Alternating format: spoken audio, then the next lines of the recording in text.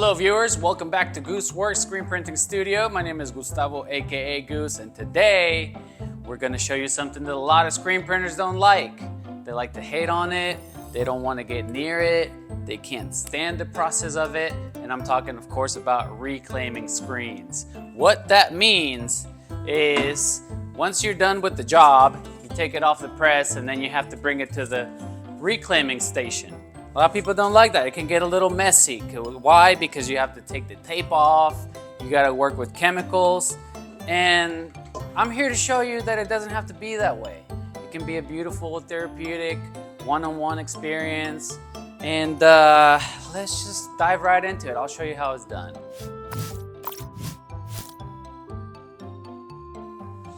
So the first thing we're gonna do, after you took off most of the excess inks, because you don't want anything to go to waste, right?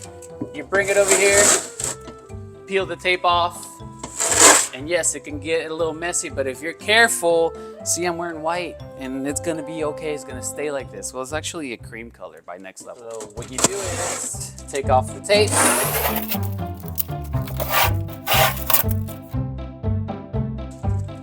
That's one side. It's always best to do it when it's fresh off the press, because typically the screen is going to be a little warm, the tape isn't going to be as sticky and a little bit easier to peel off. No, not a lot of residue gets left behind. You got that. Take off the tape that goes on the registration marks, and then if you're nice enough to yourself, you want to do yourself a favor. When you tape it, you give it a little bunny ear. Give it a nice little bunny ear that's going to pay off in the long run by not wasting you too much time. It can, you know, easy peel. Bam. And then at this stage, you can start thinking about your life. What are you gonna do later tonight? Where are you gonna take your girlfriend out to dinner? Maybe she's your wife. Who knows? Maybe it's a he. Maybe it's I don't know. You got a couple on rotation. Who knows? The tape is gone. You're still clean. Everything is great. Now we're gonna take our ink degrader that we get from Ryonet.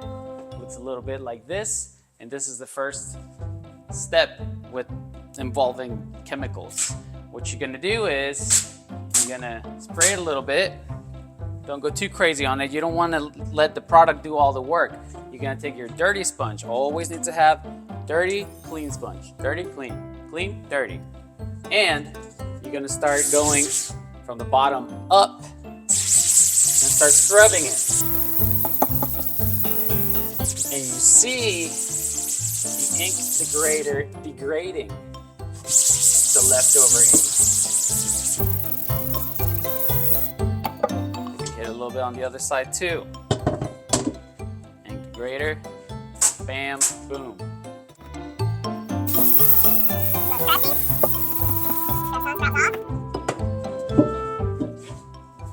And then our next move, we bring a little bit of power. We got the power washer. If you're at Home Depot, you don't know which one you want. If you see one that kind of peels the paint off of cars, you probably don't want that one. That's a little too much. You want to go something that you can use outside the house, you know, cleaning your, you know, power washing the sidewalk, stuff like that, mid-grade, whatever. So you're going to hit it and you're going to work your way from the bottom to the top. Why? Because if you start at the top, all the water is going to take off all that chemical that you just sprayed, and it's not going to be as efficient. So here we go. And wear ear protection. I'm already going kind of deaf. You can have.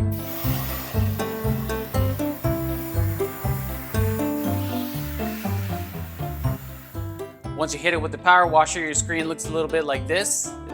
Sure, there's going to be a little bit of haze from the ink still, but that's going to get taken care of in the dunk tank, and then we're going to hit it again later. Just wait, we'll get there. Also, don't forget to clean the frame. If you get ink on the frame, just, you know, you don't want it to stay there. Why? Because then the next person's going to grab it, get ink on their hand, and then just it becomes a whole thing. So now you're going to take it and you're going to put it in a dip tank.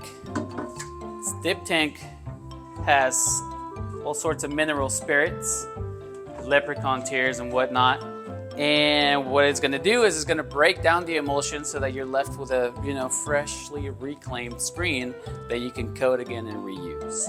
So do remember to be proactive. Don't just do one at a time and then wait for it, you know, for the emulsion to break off. do the same. We have, you know, work in batches of 5 or 6 at a time, however many you can fit in the dip tank. Because, you know, a productive employee is worth that much more to the company.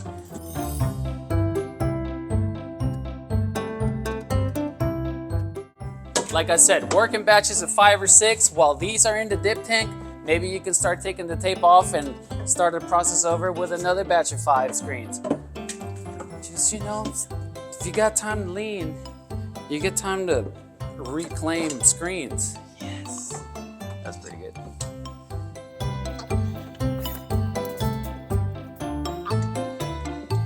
Well, we have those screens in the dip tank and the emulsion's breaking down.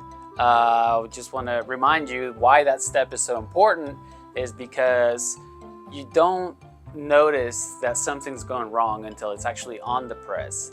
So if, you know, maybe whoever's reclaiming screens that day is just not having it and kind of cut some corners, and then when you get to the press, you realize that there's some blockages on the screen that you don't necessarily see until, you know, you're actually working on something. And now you've lost all that time. You have to expose another screen, and, you know, it just sets you back for so long. Yeah, that's about that for that. Let's check on the screens. Our screens have been soaking long enough that emulsion should be broken down. And what we're gonna do now is, without making a mess, just let it drip there. You don't want to end up in a puddle. That's never pleasant. So you take it, put it on the booth, and again, from the bottom to the top.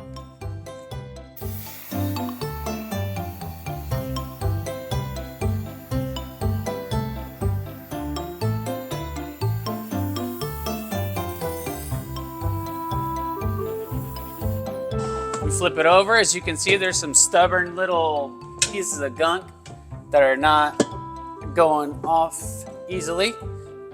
They just need a little bit more love. That's okay. And did you see what just happened? Did you see how satisfying that was? I don't see how people don't like that. It's therapeutic. It's cool. I like it.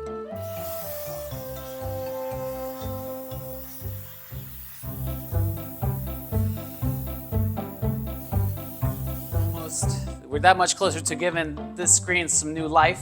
As you can see, you can still see the pace of the design that you previously printed. In this case, it was red ink. Red ink is very stubborn, very heavily pigmented. So that is where our Haze Remover comes in. Also purchased from our friends at Ryonet. And what you're gonna do is, now you're gonna take your clean sponge, you're gonna spray a little bit, and then just give it a nice little scrub.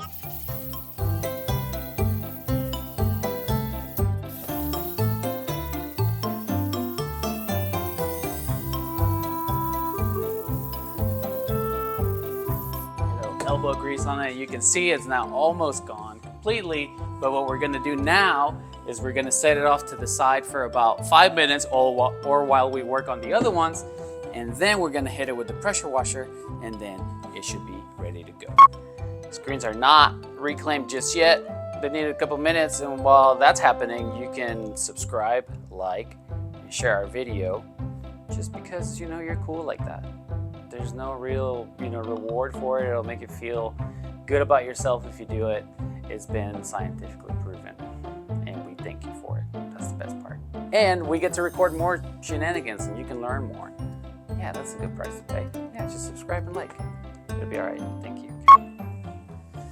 Now, some screen printing shops, they like to have 2 booths. One for reclaiming that gets a little bit messier, and the other one to wash out the screens that they just exposed. If you keep it clean, if you take pride in that, I love it when people come in and look at our studio and they say, oh man, everything's so organized. A place for everything, everything is placed. That's what you want. So just keep everything else clean, even the stuff that people don't expect to be clean. Just, you know, do it. Do it. You'll thank yourself for it.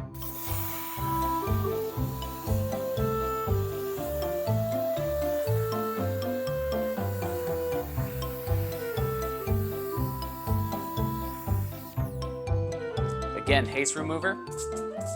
And again, friendly reminder, you don't want to just soak it Don't let the product do all the work. Give it some elbow grease.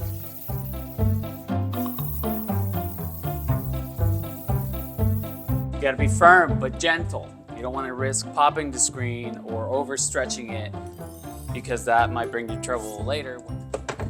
Off to the side.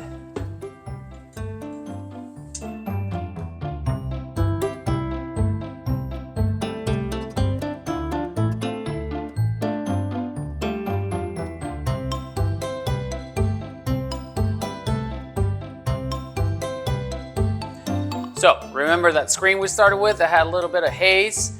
It has been sitting off to the side with the Haze Remover. It's been doing its thing, you know, chemically stuff, breaking down all the extra pigment. And while that was happening, I was working and power washing all the other screens. Again, staying productive.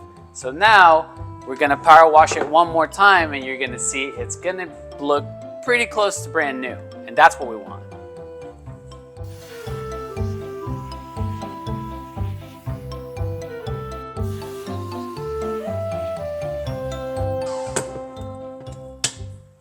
See this? The heart is gone.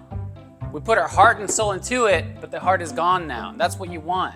So, to recap, get you the equipment that you need. Go to Ryonet, get the Haze Remover, get the ink degrader. You start with the ink degrader. Scrub from the bottom up. If you don't have a washout booth, get creative. If you're like me, growing up building ramps for skateboarding with your buddies, you know, out of scrap wood, you can put one together. It doesn't have to be anything like super pro, but if not, you can go to Ryonet. They have one too. What else? So once you do that, get yourself a power washer, go to Home Depot. Don't spend more than 150 tops. Get the warranty. If it goes out, you know, just 20 bucks, whatever, you get a new one. That's about it. Always remember to keep it mean, keep it clean, and keep it green. Cheers. I don't know what it's. Keep it mean, keep it clean, keep it green. I guess environmentally friendly, because that's what that is, the chemicals. But just keep it clean. Keep your work area clean. Once you're done reclaiming the batch of screens, you know, get in there, use the ink degrader again, spray it around, scrub where you need to scrub, and yeah, there you go. See, you don't have to get super dirty. What I do recommend you do is get some ear protection, maybe some gloves, but if you want to go rogue, then you can do it. And that's about it. Thank you for watching. Again, subscribe, like, share. Stay classy. Cheers.